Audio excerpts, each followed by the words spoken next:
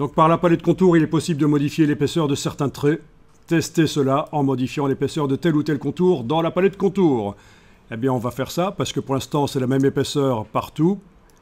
Donc, avec la flèche noire, je dois sélectionner la partie dans laquelle j'ai dessiné. Ici, c'est la gauche.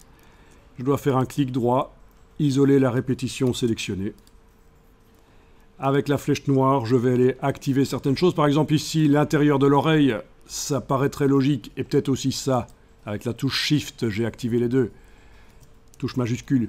Que ce serait peut-être logique que ce soit un peu moins épais. Donc, je vais aller faire ça par les palettes contour. Menu fenêtre, contour. Oui, c'est aussi au-dessus dans la barre contrôle, mais je vais aller voir par la palette contour. Et alors, je vais aller modifier l'épaisseur ici, en prenant éventuellement même ce qui est pré-réglé ici, 0,5 à la place de 1, et voilà ce que ça donne.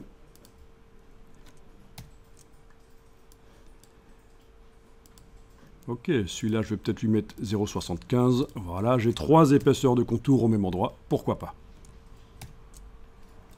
Les yeux ici. Ok. Donc il paraîtrait plus logique éventuellement que la partie du bas soit moins épaisse que celle du haut. Pourquoi?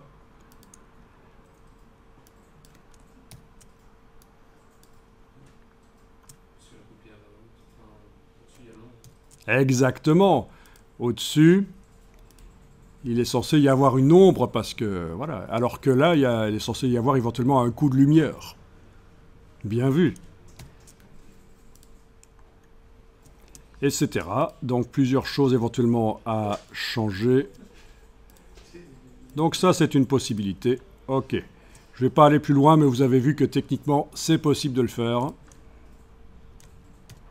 Pour mes archives, j'enregistre.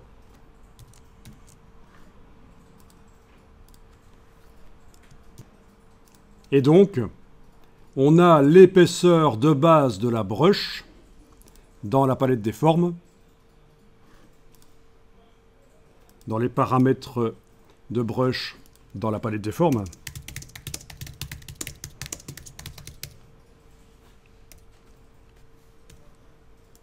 Menu fenêtre, forme.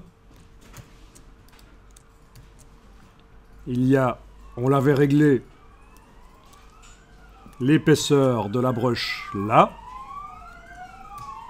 Et s'ajoute à ça, à cela s'ajoute un coefficient multiplicateur ou diviseur, l'épaisseur de la palette contour. Donc c'est comme ça qu'il faut comprendre. Vous avez l'épaisseur réglée dans la palette des formes et vous avez la palette contour qui vous a servi à amener des variantes sur cette brush sans qu'on aille modifier l'épaisseur. Elle apparaît avec différentes variantes, c'est l'épaisseur. Vous voyez, c'est comme si c'était 50%. Ah oui, j'aurais peut-être pu aussi faire ceci, sélectionner une forme et augmenter le contour. Passer à 2, par exemple, pour certains. Voilà, celui-là. Ou à 1,5.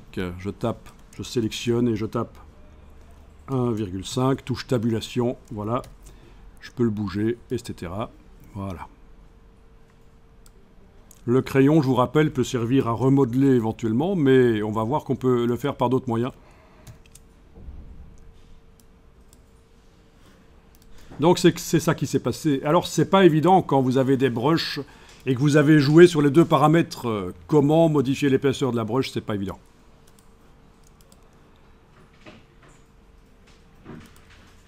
Ici, je vais double-cliquer sur la brush dans la palette des formes. Et voir ce qui se passe avec la case aperçu cochée quand on modifie la taille.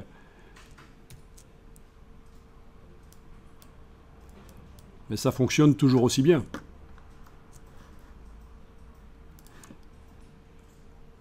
Là, j'ai cliqué sur annuler pour zoomer pour mieux voir. Donc si je double-clique sur la brush, je peux modifier sa taille.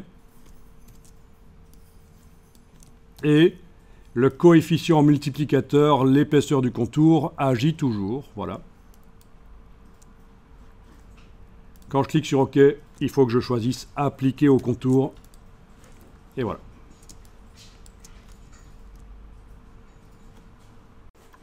Alors la couleur des traits peut être modifiée, mais n'appliquez pas de fond. Nous mettrons de la couleur de fond avec la technique de la peinture dynamique. Donc là, il est éventuellement permis d'aller modifier la couleur. Donc, par le nuancier, c'est toujours mieux. Vous allez pouvoir activer avec la flèche noire tel ou tel trait et, en ayant la case contour à l'avant-plan, aller appliquer telle ou telle couleur.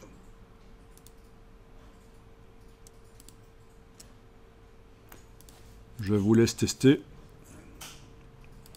Et tout ça n'est qu'un premier petit test, bien sûr. Après, on pourra modifier ça. Et bien sûr, on peut aussi modifier plusieurs en même temps. Ok. Intéressant. N'hésitez pas à délirer au niveau des couleurs. Faites du fauvisme ou quoi. C'est le cas de le dire.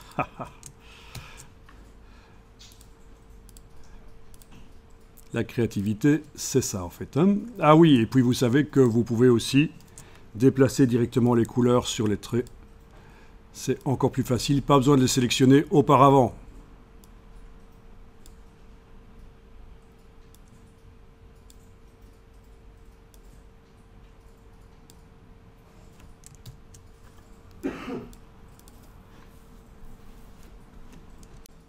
Alors, dans le bas de la palette nuancier,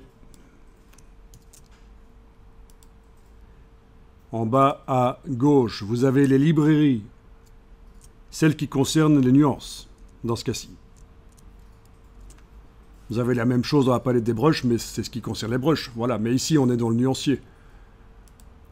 Donc vous allez pouvoir aller chercher, par exemple, entreprise. Ça commence par là.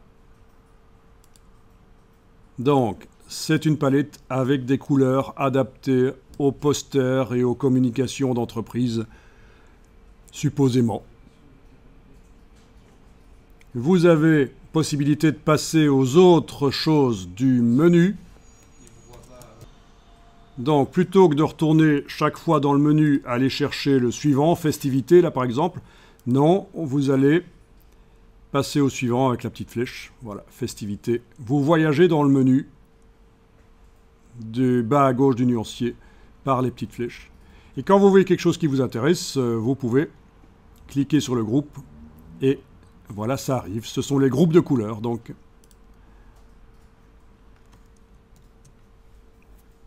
Ça peut aider si vous êtes toujours en train de vous demander quelle couleur vous allez mettre. Ça peut aider parce que c'est des gammes restreintes. Vous allez vous limiter à ces gammes de couleurs, en fait.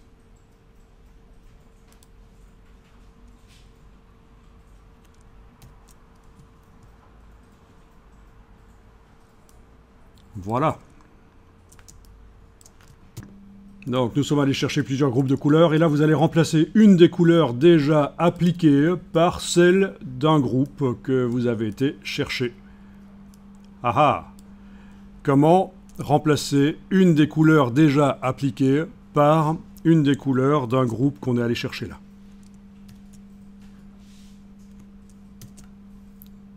Donc je clique sur, par exemple, le bleu. Je veux le remplacer, le bleu, je veux le remplacer par la couleur ici, le vert, qui me paraît super chouette.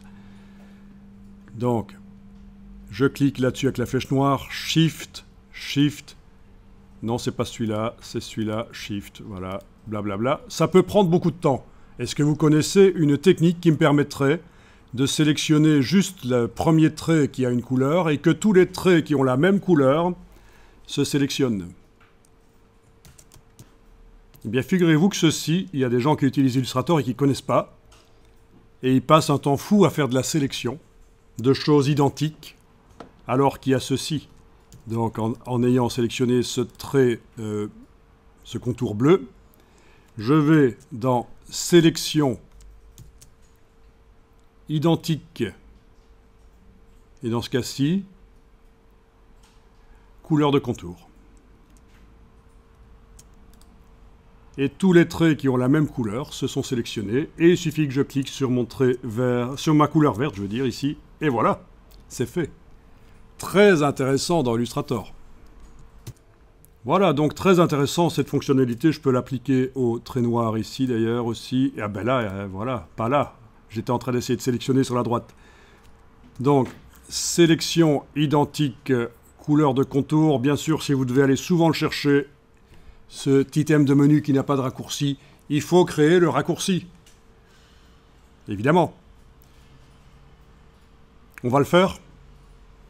Ok, on va faire le raccourci. Comme ça, ceux qui ne connaissent pas vont apprendre.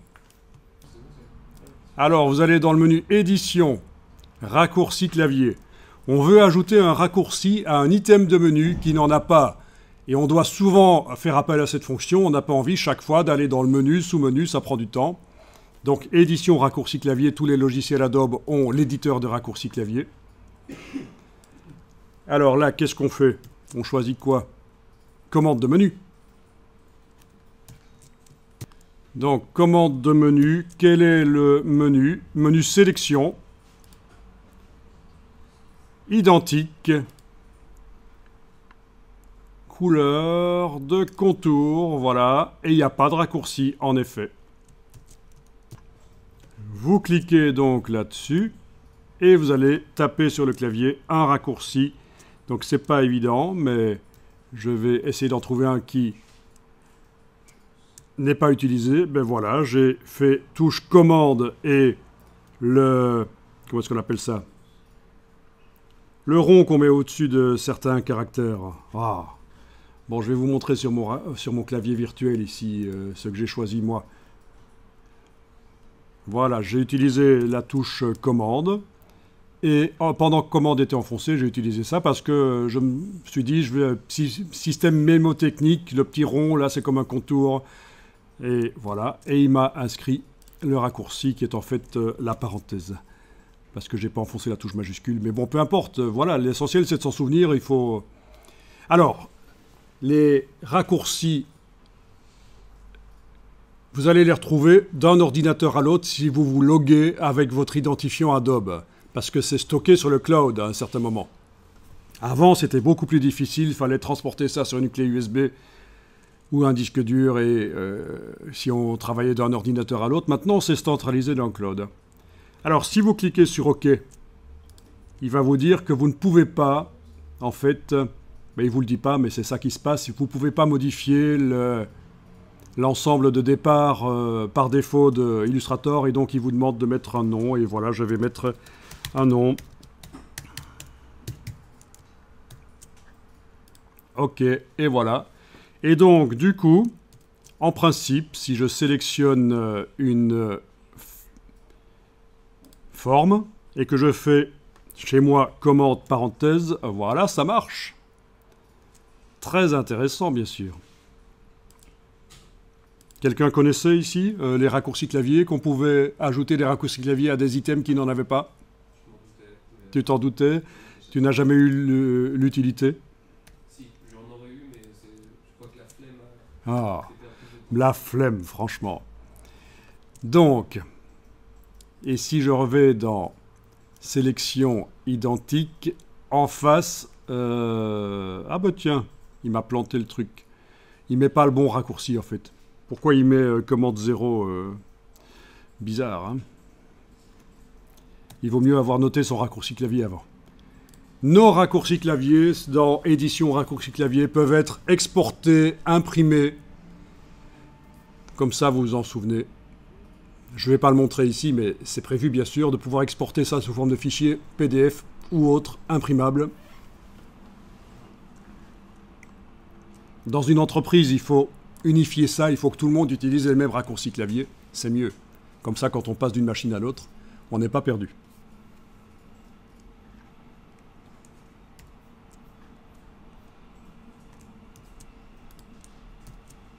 Voilà. Certains logiciels qui ne sont pas Adobe n'ont pas cette fonctionnalité pour modifier les raccourcis clavier de leur menu. Mais vous devez savoir que, qu'on soit sur Mac ou Windows, il y a la possibilité de malgré tout modifier les raccourcis clavier de n'importe quel logiciel. Je ne vais pas vous expliquer comment faire ici, mais si ça vous intéresse, pour Mac en tout cas, vous allez voir ma petite vidéo ici, comment ajouter un raccourci à un logiciel qui ne prévoit pas qu'on les modifie. Voilà. Ou vous utilisez des vidéos ou des pages web qui expliquent ça chez n'importe qui, peu importe. L'essentiel, c'est de ne pas faire le débile et quand un item de menu n'a pas de raccourci, 50 ou 100 fois par jour, aller dans le menu, c'est débile. Donc, ce qu'il faut comprendre, c'est que malgré qu'un logiciel n'a pas d'éditeur de ses raccourcis clavier, il est possible de le modifier par le système d'exploitation, qu'on soit sur Windows ou sur Mac. C'est évidemment pas la même procédure, mais c'est à peu près la même logique.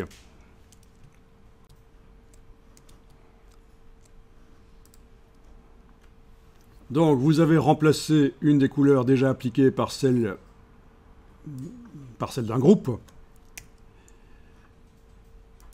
Vous avez utilisé la fonctionnalité sélection identique couleur de contour pour sélectionner toutes les formes qui ont la même couleur de contour que la première sur laquelle vous avez cliqué. Et vous avez même fait un raccourci clavier pour cet item de menu qui n'en a pas. Voilà.